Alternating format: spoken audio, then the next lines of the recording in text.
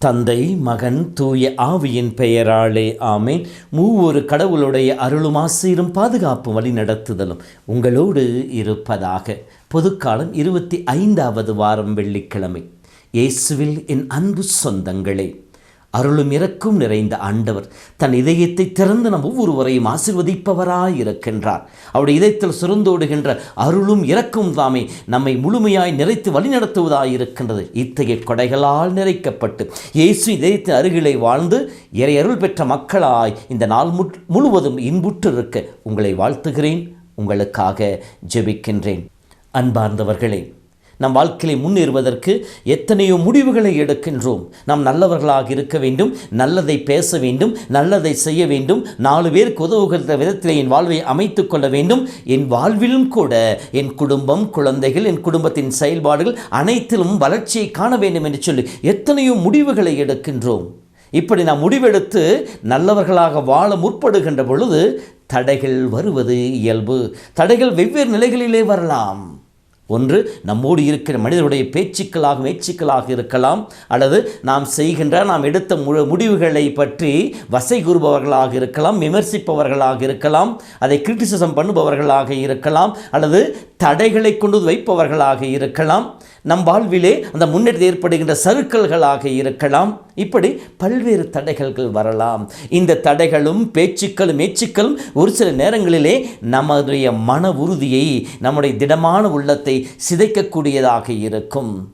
நம்மால் முடியுமா என்கிற பயம், இது நாம் முடியவில்லை என்றால் என்ன சொல்வார்களோ என்கின்ற கலக்கமும் குழப்பமும், இதெல்லாம் நமக்கு தடை கற்களாக வருகின்றன. ஆனால் நாம் ஆண்டவரை சார்ந்திருக்கின்ற பொழுது, முதலும் முடிவுமாக இருக்கின்ற ஆண்டவர் மீது கண்களை பதிய வைக்கின்ற பொழுது, திருப்பாடல் 121 படிப்பதை போல, மலைகளை நோக்கி என் கண்களை உயர்த்துகிறேன், எனக்கு உதவி எங்கிருந்து வரும், விண்ணையும் மண்ணையும் உண்டாக்கின ஆண்டவரும் எனக்கு உதவி வரும் என்ற வார்த்தை கேட்ட போல ஆண்டவரை நோக்கி நம் வாழ்வை அமைத்துக் கொள்ளுகின்ற பொழுது, திருப்பாடல் 37 படிப்பதை போல, உன் வழிகளை ஆண்டவர் ஒப்படைத்து விடு, அவரையே நம்பியிரு, அவர் உன் மனம் விரும்புகின்ற காரியங்களை செய்து முடிப்பு என்ற வார்த்தை கேட்ட போல ஆண்டவர் கரங்களை ஒப்பு கொடுத்து ஆண்டவரோடு இணைந்து நாம் செயல்படுகின்ற பொழுது நம் வாழ்க்கையிலே வெற்றியை காண முடியும். அதைத்தான் இன்றைய முதல் வாசகம் நமக்கு சொல்லி காட்டுகின்றது. இஸ்ராயேல் மக்கள் பாபிலோனிலிருந்து திரும்பி வந்தவர்கள் ஆலயத்தை கட்டி எழுப்ப முற்படுகின்றார்கள். பல தடைகள் வருகின்றன, மனித தடைகளும் மற்ற பொருளாதார தடைகளும். இதை கண்டு அவர்கள் சற்று சோர்வுறுகின்ற பொழுது, பழைய மாட்சிமை நினைத்து அந்த ஆலயத்தை கட்டுகின்ற பொழுது, பழைய மாட்சிமை சாலமோன் கட்டிய அந்த ஆலயத்தின் மாட்சிமையை கண்டு மனம் உடைந்து போய் நின்று கொண்டிருக்கின்ற பொழுது, அவர்களை திடப்படுத்தும் விதத்தில், அவர்களை உறுதிப்படுத்தும் விதத்தில் இன்றைய முதல் வாசகத்திலே கடவுள் இறைவாக்கின் வழியாக பேசுகின்றார்.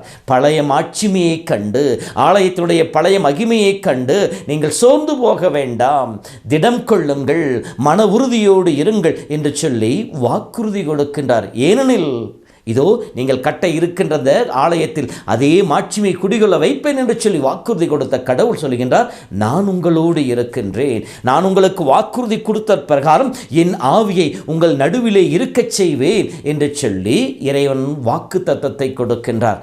ஆண்டவரோடு இருக்கின்ற பொழுது, ஆண்டவரை பற்றி கொண்டு வாழ்கின்ற பொழுது நம் வாழ்விலே வருகின்ற தடைகளை நம்மால் தாண்ட முடியும்.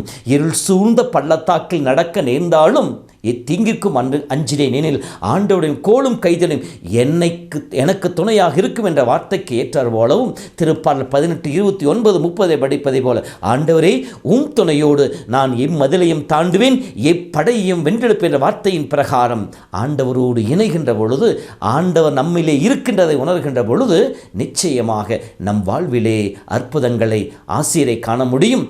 அந்த தடைகளை தாண்ட முடியும். அதற்கு தேவையானது மன உறுதி.